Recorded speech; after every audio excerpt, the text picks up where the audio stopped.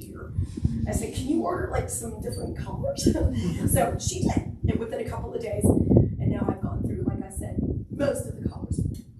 So this is level 2. Here's your visual. I at least give it to the students and hopefully give them 2 and encourage them to put it at home. All right, now level 3.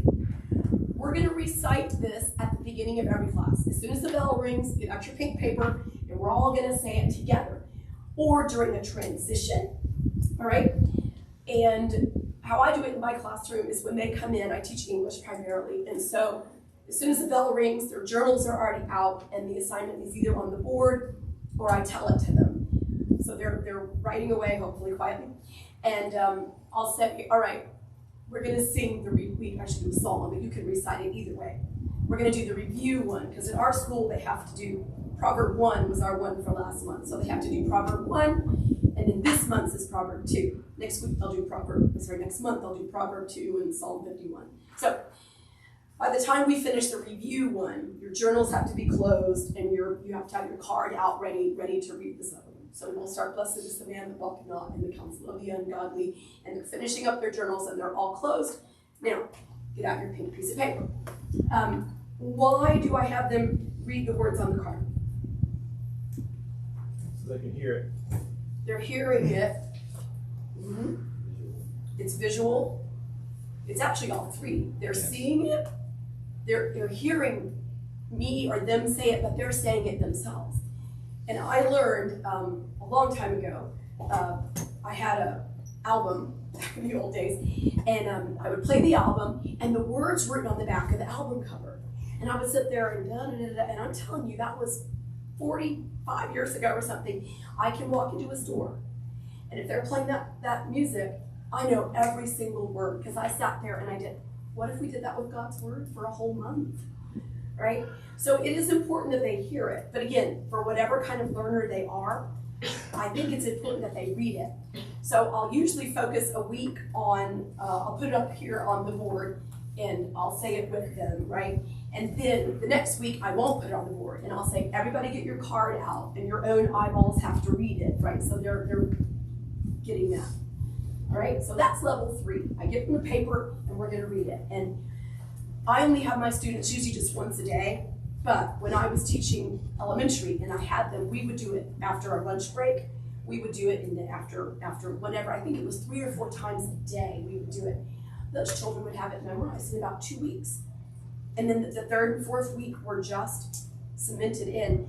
And my son was in that class, my youngest son.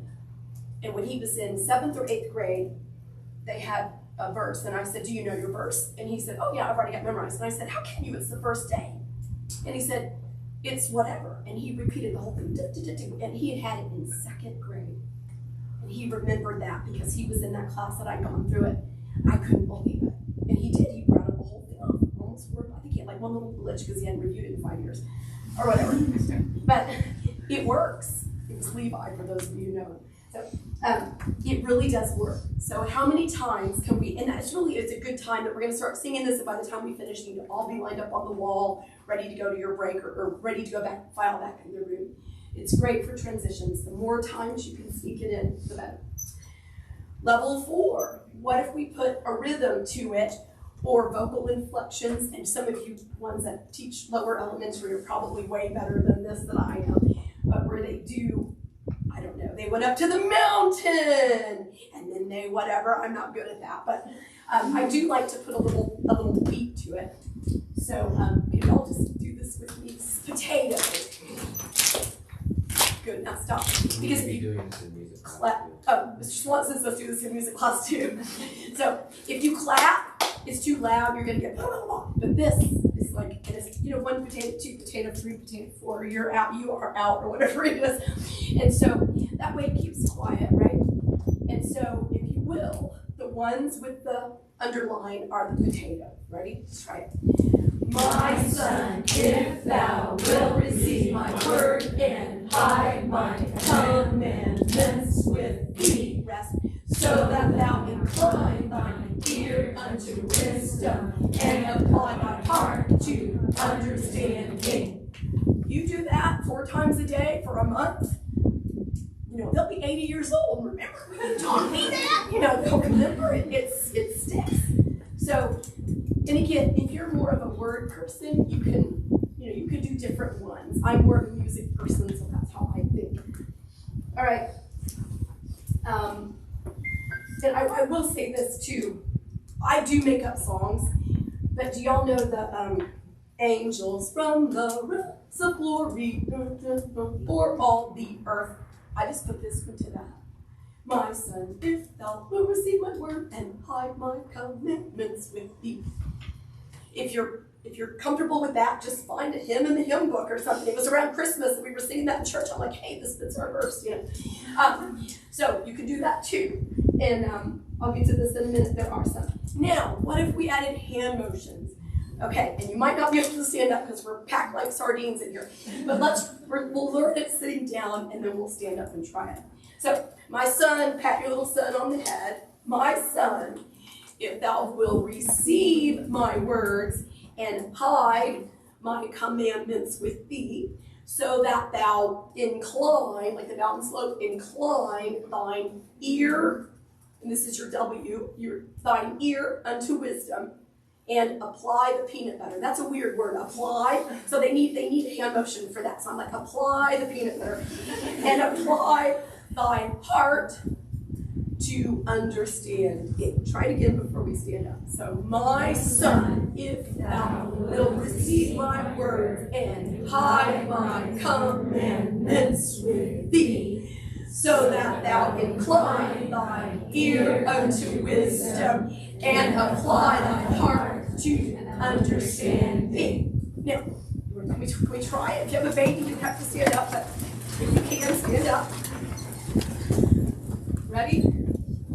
My son, if thou wilt receive my words and hide my commandments with thee, so that thou incline thine ear unto wisdom and apply thy heart to understanding.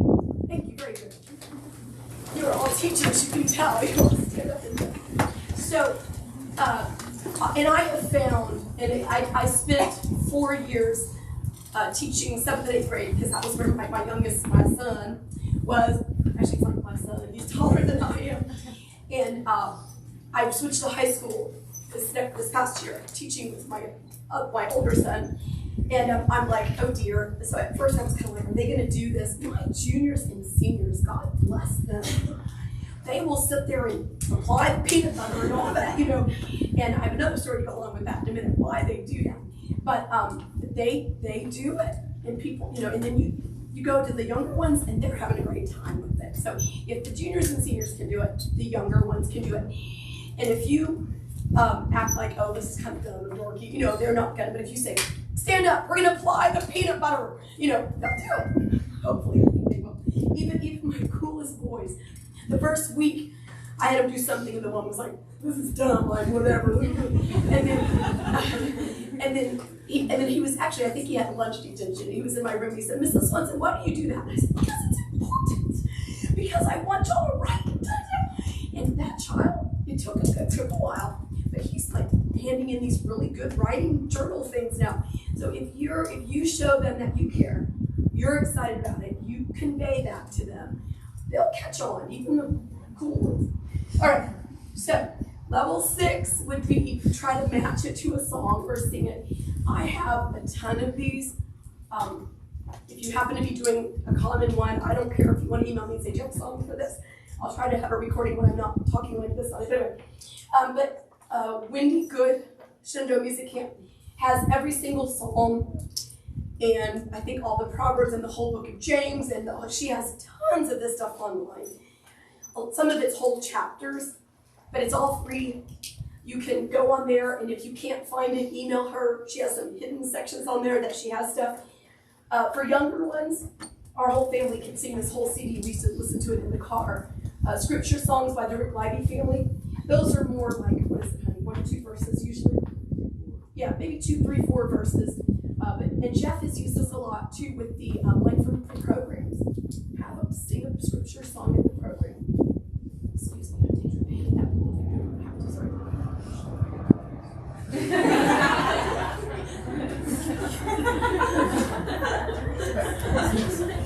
So, all right.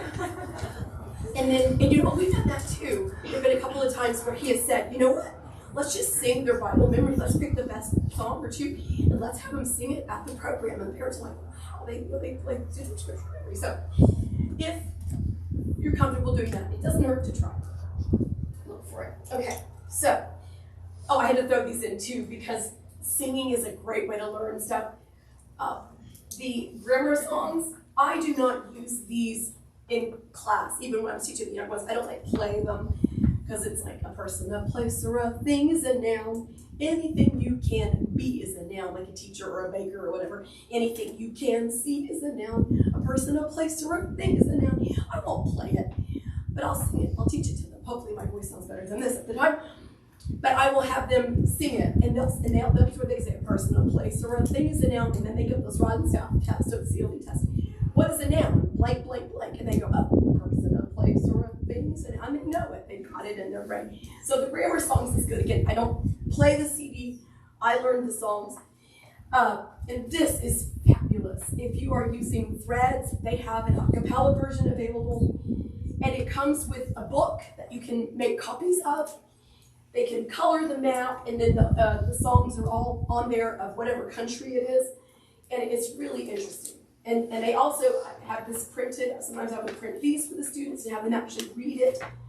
So it wasn't just audio, it was, they could read the countries and everything. These are fabulous.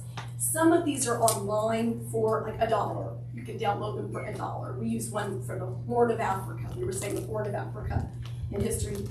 And it even has like pictures with the song for $1 or 99 cents, I think it is. So these are really good ways to sing. And again, I guess the students are doing more kinesthetic stuff. Plus it's audio. So we're going to look at how to apply this to different subjects now. And this is where it gets really practical.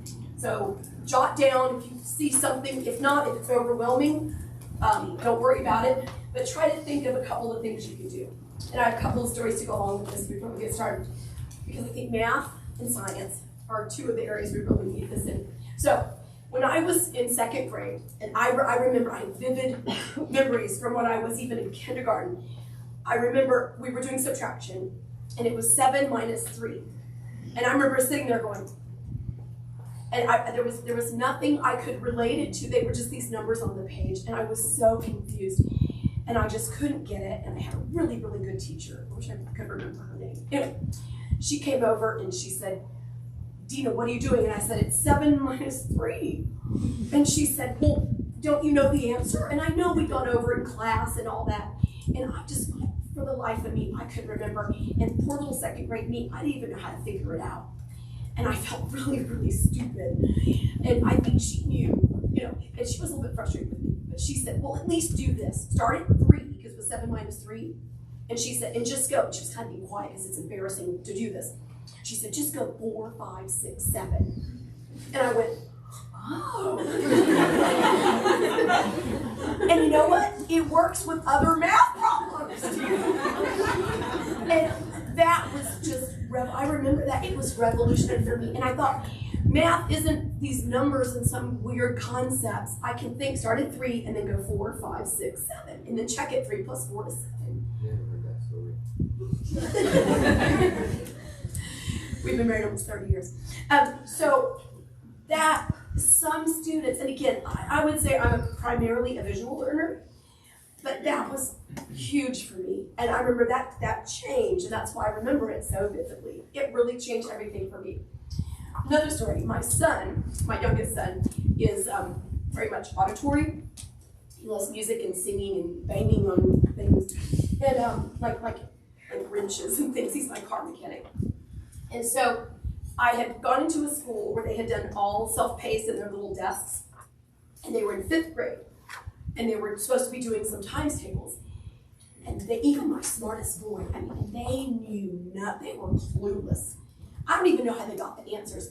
They'd never done flashcards. They'd never, and I was just shocked. So I got these charts like this. I think I even had little, I'll show you in a minute, little manipulatives. And I did 1, 2, 3, 4, 5, or whatever it was. It was 9 times. It was 9 times 6. I remember that. Maybe we were on the 6s or the 9s. Anyway, and I even would do the first day, introduce it and line up, 9 things and then 18 things and then 27 things and doing flashcards and all of this and trying to get it. And this was my 5th graders. And at the time, he was supposed to be in 1st grade because he finished all his kindergarten books and he got all the way up to where they blend the words, but he was only 5 and he couldn't do it. And I'm like, you know what? He's 5. He's not supposed to be blending words yet anyway. So he was in the room with me and he would do different things. Anyway, so I was working with this group at the little table and he made a paper airplane. That's fine. He's in kindergarten. And I was trying to get these students to do the math problems and it was 9 times 6.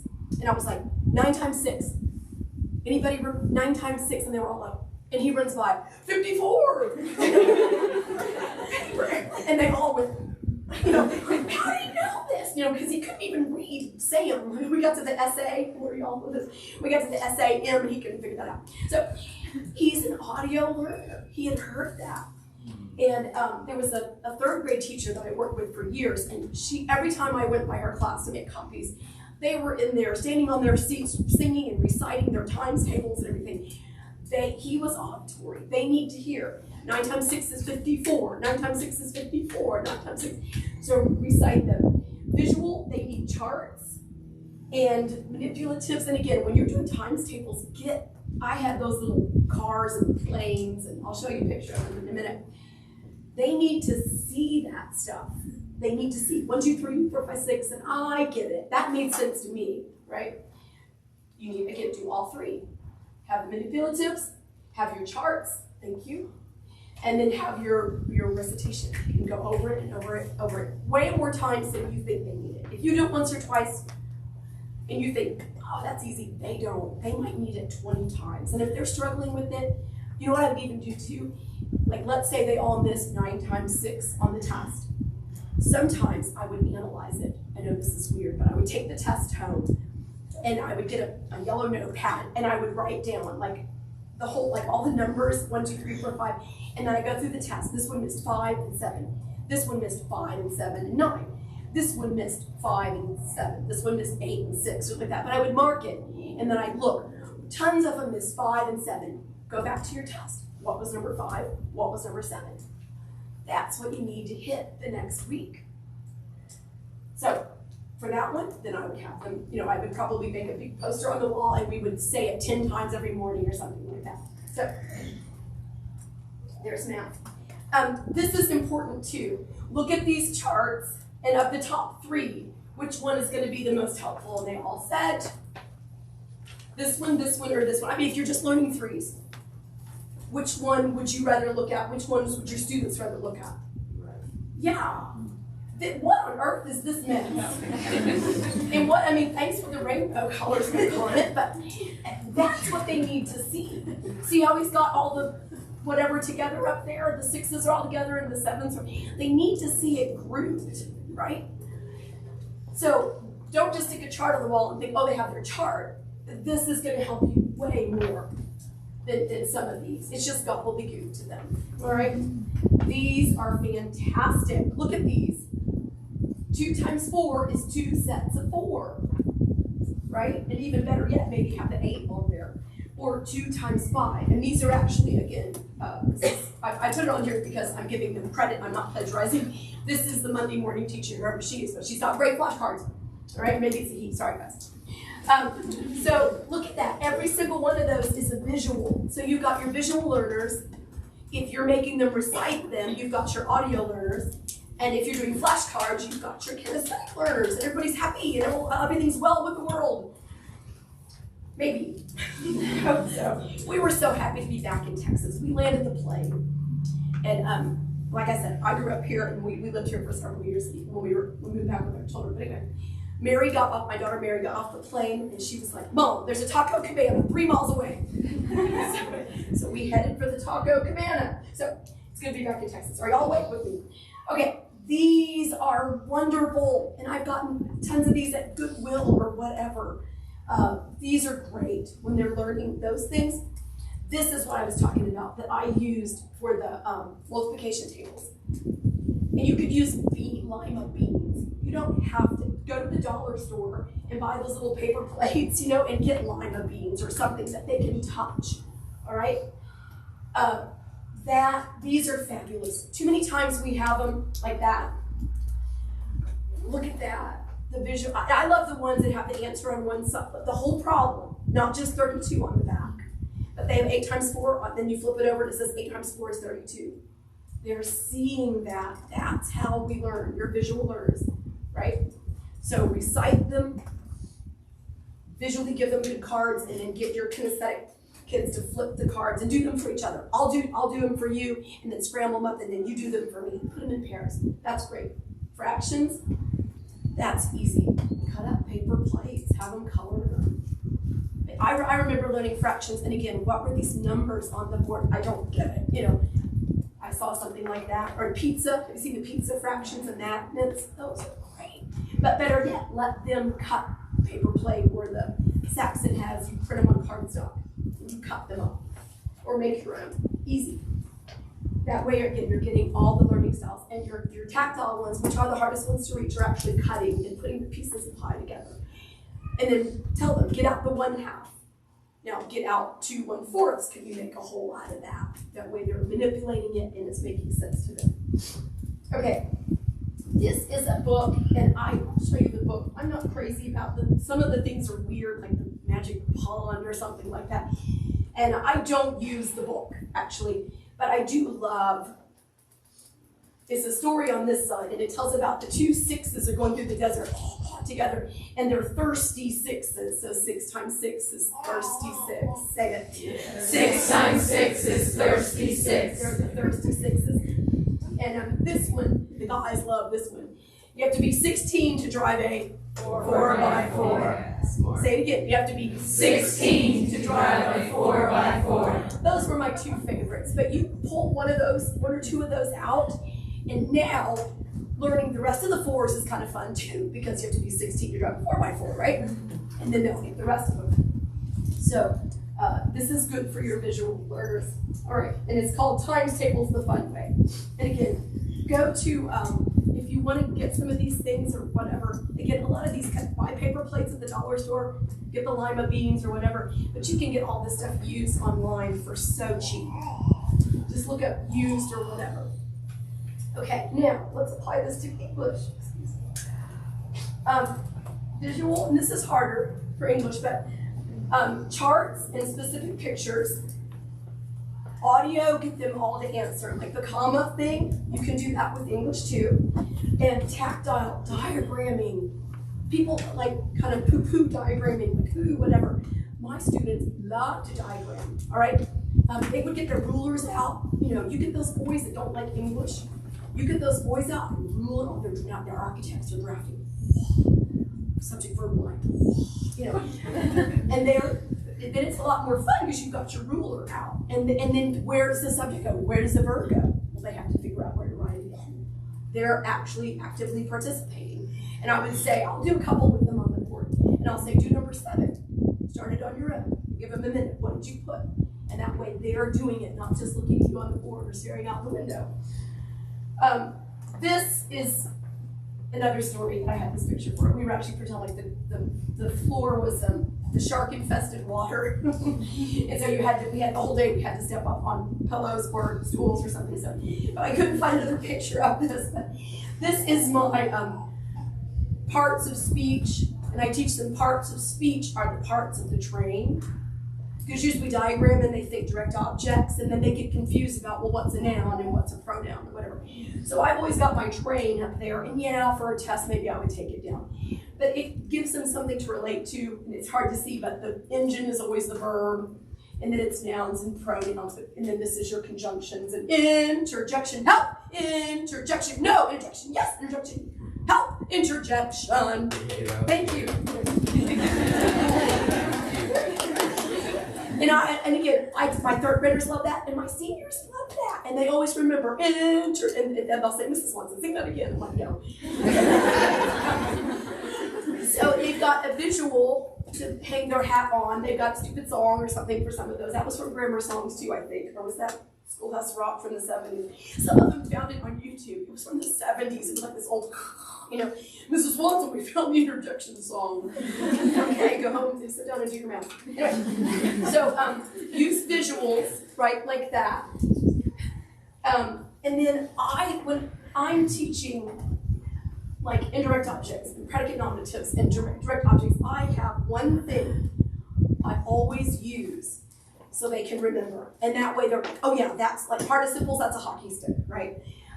So they can remember, and even if they can't remember the word participle, they know how to mark it and to draw the arrow that modifies the word back of it or whatever it is. So I use a road, we're driving guys, exit A and exit B. If it's an action verb, we're looking for a direct object or an indirect object. If it's a be verb, we're looking for a predicate nominative or a predicate adjective. And I even teach them, look, the P is almost like a B if you drew another thing on there, right? And they can go to BP gas station when they're driving or whatever. And I'll write that on the board and I'll leave it there. And again, I'll go over it and over it and over it. I got this from Rod and Staff when my oldest child was in second or third grade, whenever they learn direct objects. I always do this. The hen laid the egg. Did the egg get laid? Yes. Because if it's an adverb, you can't do that, right? So always use the same thing. I feel like I'm losing you. Everybody stand up. What are the 3 styles of learning? And they all said, Visual, auditory, kinesthetic. Reach up high, tippy toes. Sit down, thank you. I'm so sorry you're all squished, but thank you. Okay, now this is another thing that I what?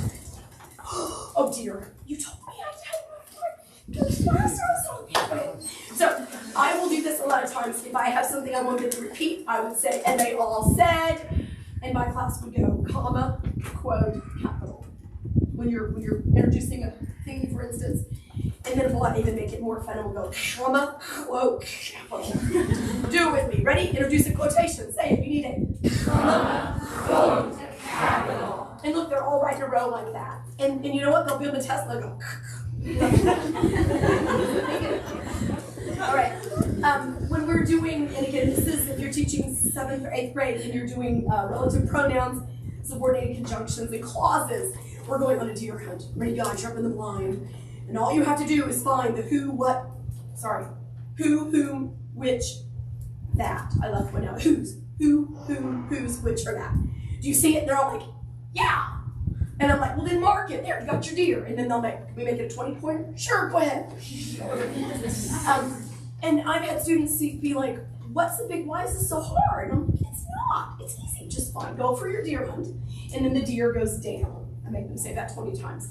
The deer goes down. When you're diagramming it, this goes up top. Where does the deer go? The deer goes down. And I'll make them point down. And they'll do it. And they'll diagram it correctly. Okay, when you're doing be verbs or exit B, those little be verbs, the most common ones are what? Am, is, are, was, were. Thank you. Be, and be. And they're little short words. They only have 2 or 3 letters in them, and they're scared. They don't want to be by the big direct object. They want a little teeny because they're little bitty. Am, is, are, only 2 or 3 letters, and they're scared. And so we make the little teepee, and then we make a fire, and then sometimes the boys will go, they'll make this. As long as they remember that slanted line for a be verb, good for them. I had one of my junior girls draw a thing, and she put a beaver. And I was thinking she understood it's a be verb, but she put a beaver, and I think she got it. I think she was just being funny. But I was like, I hope they understood it was a being verb, not a beaver. But he was in his teepee, and he had a big fire, so she got it. So okay, science. We've got to do this more. Okay, they need pictures and charts. Look at that. Audio, obviously, you talk about it. That's easy for science. Tactile. Everybody, and I'm not a science teacher, do tornadoes, some of y'all tell me, do tornadoes go clockwise or counterclockwise? Depends on what side of the hemisphere they're on.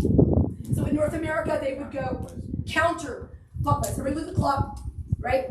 Now, take your hand, put your hand up, and go clockwise is the way the clock goes. 1, 2, 3, 4, 5. Now, tornadoes go counterclockwise, so go the other way. There, then we've got our picture, we've got our hand motions with those things. Please do the experiments. do the experiments, do the experiments. I know it's a pain, and science is my least favorite topic. I went to Faith Builders one year, and you take, the classes, and I was like, I like these other ones, but I really need the most help in science. So I went to the science class, and I was the only girl in there. And we had to make these cars at the end, and mine fell apart. But do the experiments. And this is one of my, science should be the most kinesthetic stuff that we teach. It's usually the least. We just don't, it's too much trouble to get the baking soda and all this weird stuff. And we end up, just read the book, we need pictures and we need things. We need to touch things. Can I tell a story? When I was in biology class, when I was a senior, we had those big lab tables, kind of like, we had these little stools we would sit on, and we had a lab partner. I only remember doing an experiment 2 times. I had this class right after lunch, and it was biology, really, is probably the most interesting science class. And so I would prop up my books. This is bad. I would prop up my books so it kind of looked like my head was up. And I would fall asleep. And usually the bell would wake me up, But this one time the bell went off and I was still asleep. And one of my friends from band came over and said, Deana, the bell rang. And I was like, huh? And I had drool. I'm not kidding. All the way to my book. We make science class so boring. It should be. So I did this one year, and I tried to do it every year after. I got a bin, and I sat down in my recliner with my science book in the summer, and I went through and I wrote down everything. Baking soda, bottles, magnifying glass, this and that. I made a list, and then I took the list on my yellow notepad, and I put hardware store, things I have at home, things I need to buy at Walmart, like baking powder and all that. And then I did it. I went to the hardware store, and I got those things, and I went all over my house, and I put it all in the bin. And then I took it to school. And then when we got to chapter 5, when we were going to do the baking soda, I had my 89-cent bottle of vinegar in there. I had my 50-cent baking powder, and we blew up the volcano. It's right there in the room. And we make science so boring. So please, if you teach science, do this. Go through the book and write down everything you need for the rest of the year. And just stick it in that bin and put it on your shopping list when you go to Walmart. Get this stuff. We were saying crustaceans, and I was like, hey, I think I've got some shrimp in the freezer. And we took them to school, and we pulled off the swimmerettes, little things that hang down that are gross. And then the crusty exoskeleton, because it's a crustacean.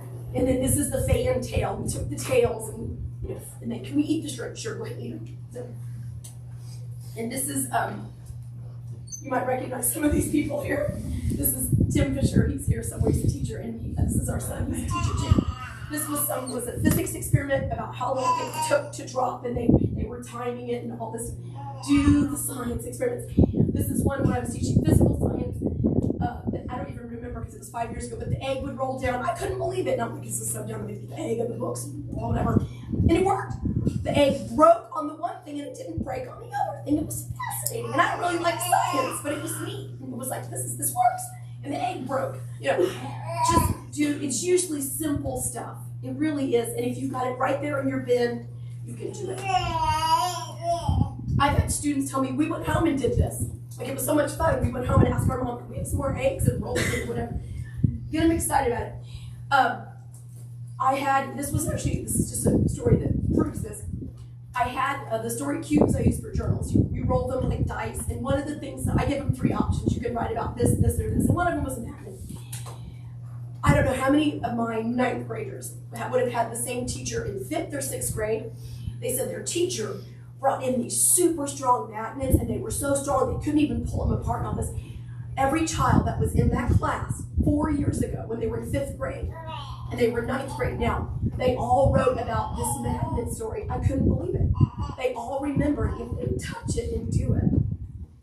And it really, I don't know who the teacher was or what kind of magnets he had, but it made an impression on those students and they remembered it.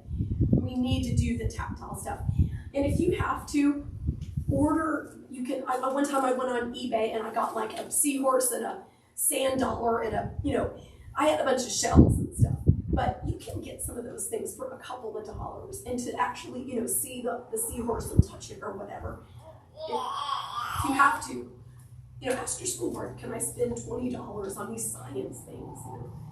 Okay, this is another science story, and then I gotta go pretty quickly, but actually we were studying history, but it was a science thing. And these are fascinating. This is El Caracol, the snail in Yucatan Peninsula, I think.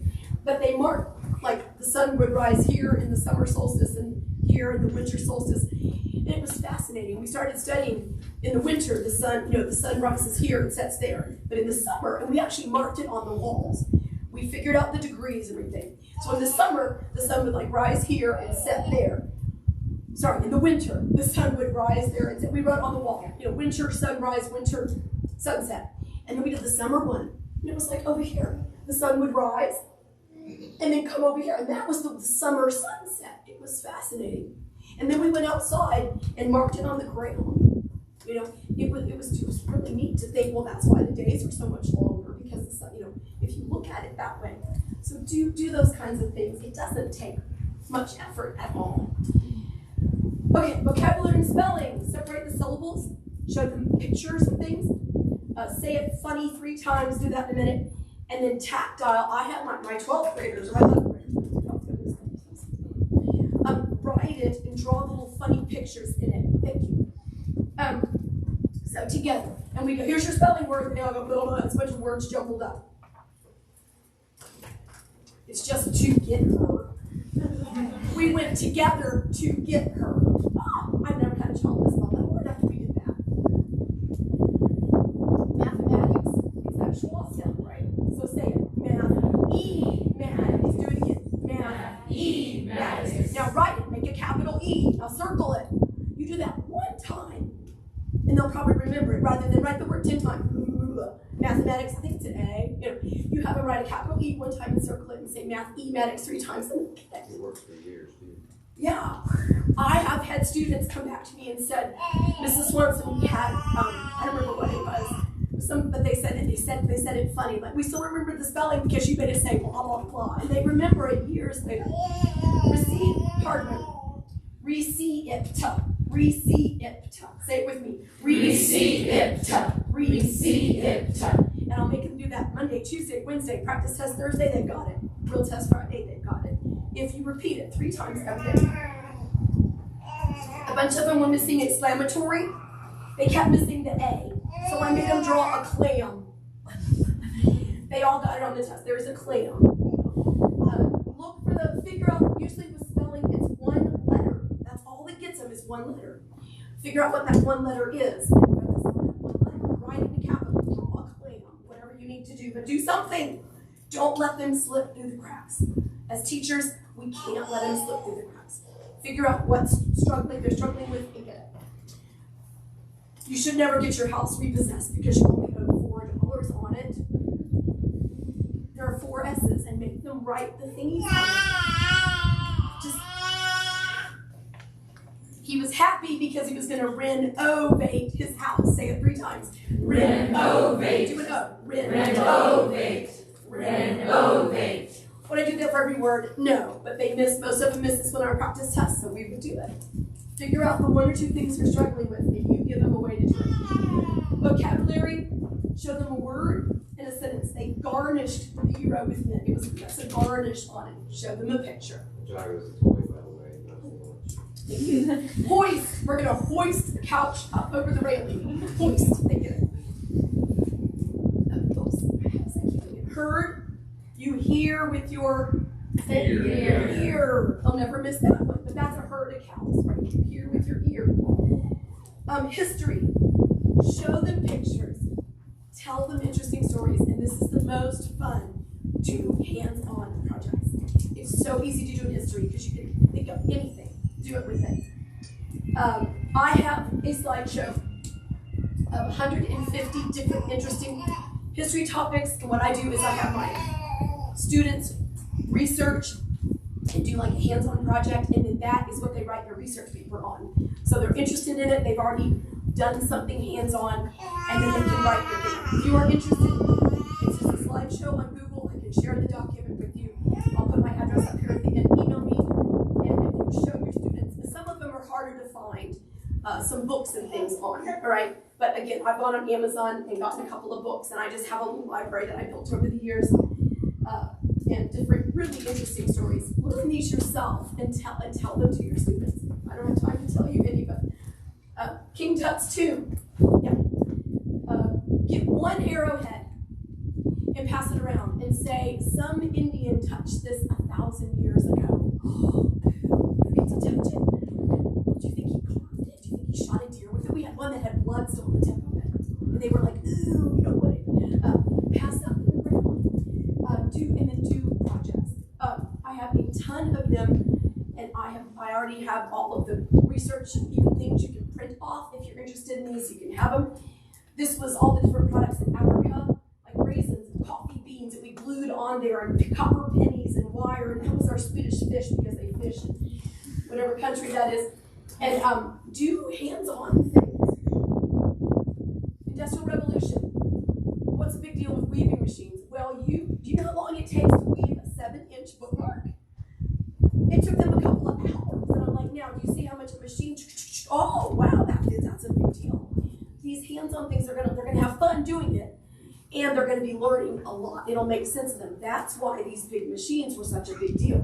And I make them do it too. This isn't just fun. You have to turn in 7 inches or you don't get an A. You have a week. It's gonna take me 2 hours. See why those machines were such a big deal? And then when they bring it to me, I get the ruler out. You only have 6.5 inches. You're gonna be, oh, can I go back and do more? It's not just fun. They have to do it. We were studying Paris and the World's Fair when they built the Eiffel Tower and all that. This was one of my most kinesthetic boys. He would drive his seat in his car. With the seat going up. Like, he loved this stuff. So we had them, I gave them an hour and a box of popsicle sticks, and I said, go. The girls were like, can we boil ours and do the arches? I said, sure. And they did. It was fascinating. Okay, all right. We were studying the dome.